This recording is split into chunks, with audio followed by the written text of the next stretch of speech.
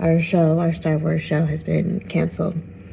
And I'm gonna be transparent and say that it's not a huge shock for me. Yeah, after Disney announced that The Acolyte will not be getting a season 2, its star, Amandla Stenberg, took to her Instagram story last night in a very lengthy video.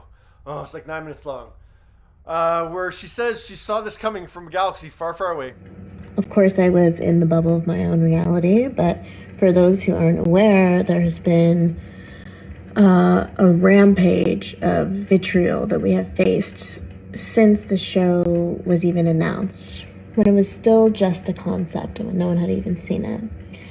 And that's when we started experiencing a rampage of, I would say, hyper-conservative bigotry and vitriol, prejudice, hatred, and hateful language towards us. So it's nothing new to acknowledge that there is, a percentage of the Star Wars fan base that is very racist and very sexist. I mean, we've seen it with John Boyega, Kelly Marie Tran, Moses Ingram, and yeah, now we can add Amandla Stenberg to that list.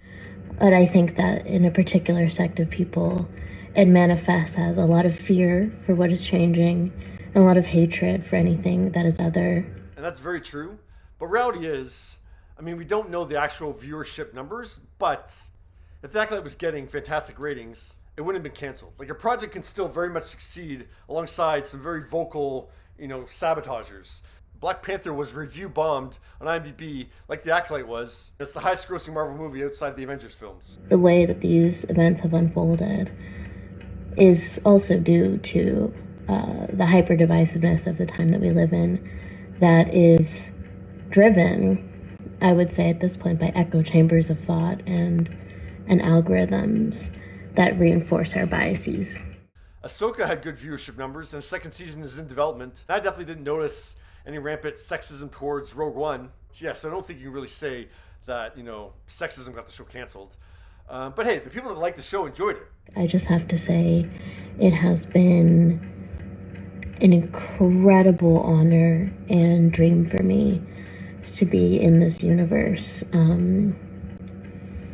It still feels, even though, of course, I'm very sad about the show being canceled, and I'm sad about us not being able to give people who are invested into it more.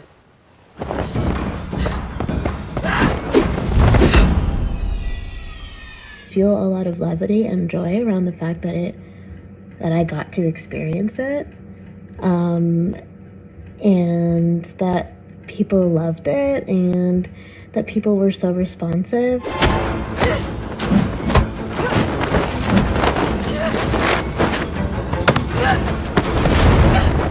Some are citing that the show is just too expensive for Disney to keep investing in.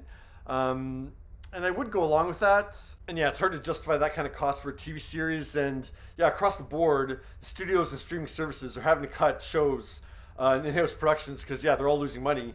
But Disney just gave a white guy $80 million to play a villain in a large ensemble film. So they ain't struggling that much. And I just want to let those people know out there who supported us in that way, and supported us vocally, despite and in the face of all of the vitriol that we received and the kind of the targeted attack, I would say, we received by the alt-right.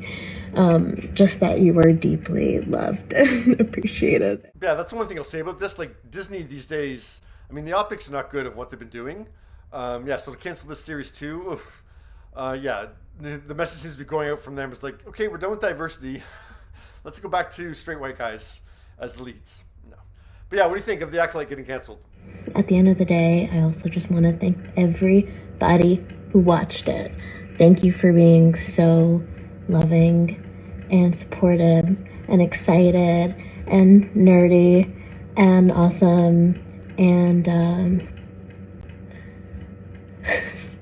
I'll continue to process this for a long time.